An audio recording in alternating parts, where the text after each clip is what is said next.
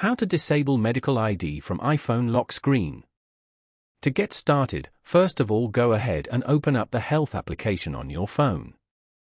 Once you're on the summary page, tap on your profile icon located at the top right corner. This will take you to your personal health profile screen. From here, find and tap on the Medical ID option. You are now on the Medical ID page. Under the Emergency Access section at the top, you will find the Show When Locked toggle. This feature allows your medical ID to be viewed by tapping Emergency on the lock screen. To enhance your privacy, simply tap on the toggle switch to turn it off.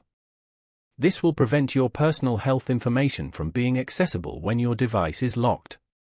Following these steps, you can easily disable your medical ID from the lock screen on an iPhone. Thank you for watching. Please leave a like if this tutorial helped you, or leave a comment below if you have any questions related to the video.